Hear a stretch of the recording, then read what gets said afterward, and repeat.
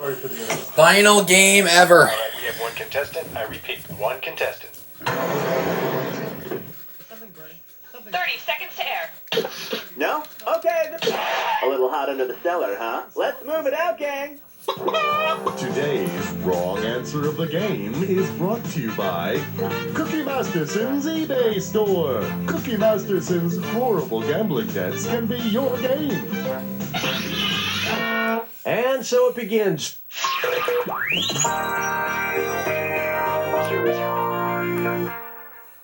First, this severe weather storm smells like wet dog. Suppose a powerful application of Febreze developed into a Fetornado. If it moved through one of the states in Tornado Alley, what would the effect be? Nebraska is situated in the middle of the central column of states nicknamed Tornado Alley because of the frequent occurrences of, you guessed it, tornadoes. Which reminds me, I was too busy watching a DVR'd episode of Storm Chasers earlier, and I forgot to shower. Ah, fresh as a daisy.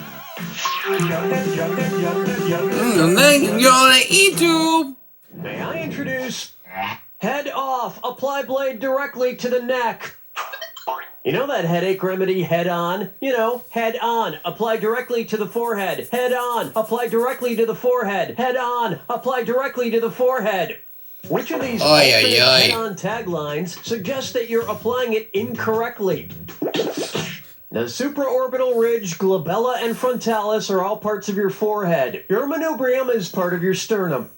Oh, and I remember when they took it too far in the disaster movie. Head on, apply directly to your mother-f***ing forehead. It's you and me. 3! Coming up, Jerry Seinfeld's observational grammar. Which of these Jerry Seinfeld-esque jokes features a gerund? What? A gerund is a verb that ends in ing and is used as a noun. Yeah, what's the deal with skiing anyway? Crazy! Is it a noun? Is it a verb? Make up your mind already! Next thing you're gonna tell me is you've done a lot of soul searching and you've decided you're an adjective! It's ridiculous! Quattro! Everybody, quattro! Hey! Take a stab at. The revolution will be green, and it's time for a this or that. I'm gonna read off 7 names, and for each one, tell me if it's an organic food company or a secret society. And if it's an organic food company, press left on your plus control pad. If it's a secret society, oh, you already know how to play. Fun. Yeah, I do know how to play.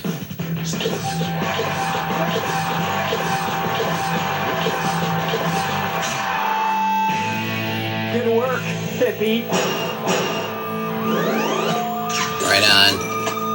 And why do you think every grocery store now has an organic aisle? 2 words, the Freemasons. Where's the bomb girl? Rock my world, girl. Ooh, yeah. Here's one for you. Uh-oh, where'd that come from? What kind of specialist should I see if I find myself with a nasty cockchafer? Entomologists study insects, so they'd be the perfect specialist to look at my cockchafer, which is a type of beetle. Probably just tell me to put some ointment on it. That brings a close to round 1. And you're doing pretty well, probably because there's no competition. Remember, I'm doubling the value of each question in round 2. And keep in mind, keep an eye out for the wrong answer to the game. It's still out there. Let's move on, shall we? She's a robot. Let's try the biggest loser in the galaxy. What might a 300-pound contestant on The Biggest Loser yell if they film the show on Mars? Due to the lighter gravitational pull on Mars, your weight decreases by 62%, bringing a 300-pounder down to a mere 114. And when you consider the lack of food or oxygen on the planet, in a matter of months you'd weigh almost nothing. Oi! And now, chips and salsa from hell.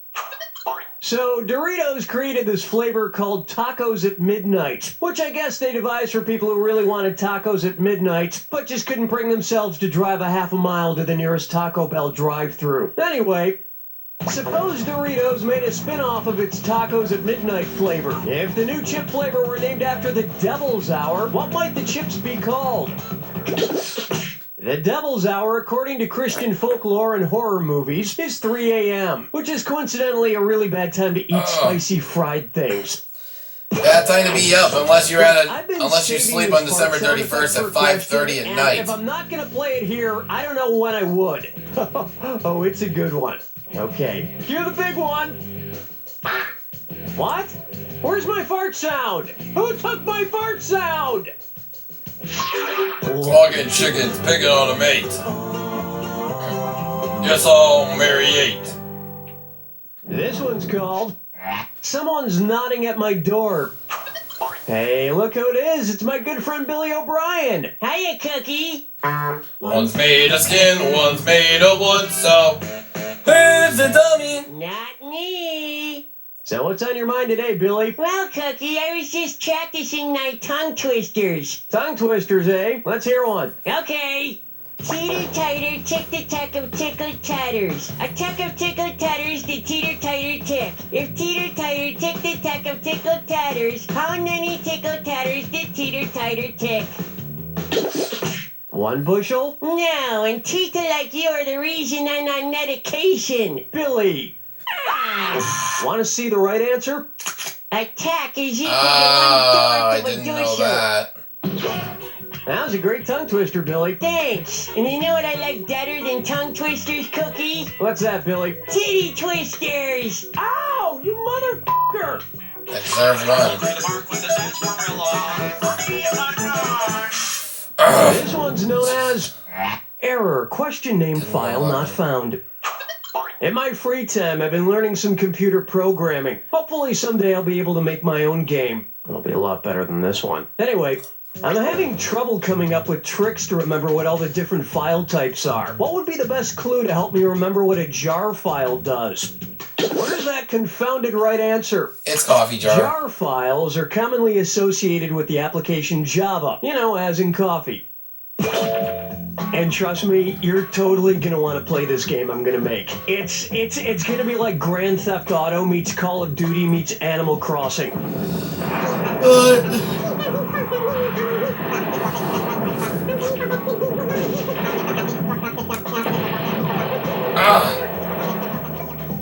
What? No, but I'm flattered you chose my name.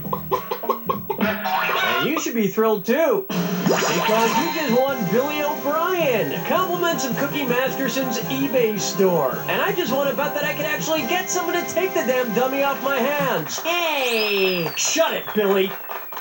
This wrong answer of the game comes with a bundle of cash worth $8,000. Congratulations. Let me never let me. Am I dreaming? What should then? Next up, who is going to clean all the blood in this elevator? All right, you made it almost to the end of episode 73, which means you've either played through this whole game or you jumped ahead because you were just too excited to get to the end. But either way, we like to remind you just how little you know. So we saved our toughest multiple choice question for last. We'll see about that. Which of the following is not a line from the novel Jack Torrance's writing in the movie The Shining? Jack Torrance's book included such clever lines as all work and no play makes Jack a dull boy, all work and no play makes Jack a dull boy, and of course my favorite, all work and no play makes Jack a dull boy. But it did not include all work and no play makes Jack a dull boy. Okay, I admit that was impossible. But if you play this game long enough, you realize that the correct answer is the third answer I read much more than any of the other answers are. So maybe you figured that out. Or maybe you just guessed. I don't care. Let's get this over with. Right on.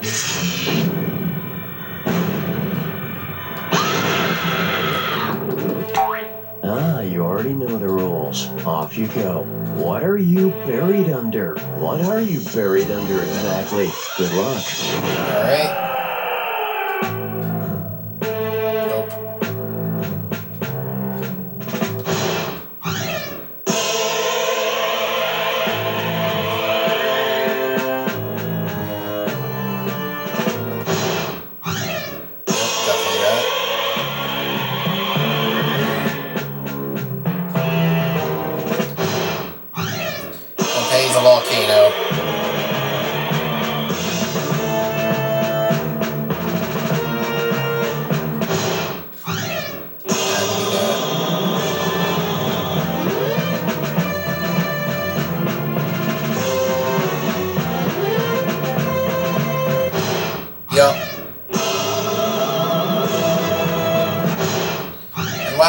Wizard of Oz related one came very quick.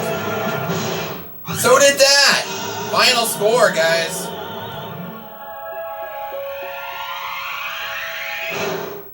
There you have it. Wow, you were doing pretty good before, but after that Jack attack, you're buried in money, which sounds great, but would still be a terrible way to die. You don't know Jack! Nice Right one, on. folks. Okay, Daddy, let us know what we're doing. And that's all she wrote. More playage. So, So, thanks again for having me over, Scott. if you think there's any more episodes that have to be done after episode 73, then you don't know Jack. See ya!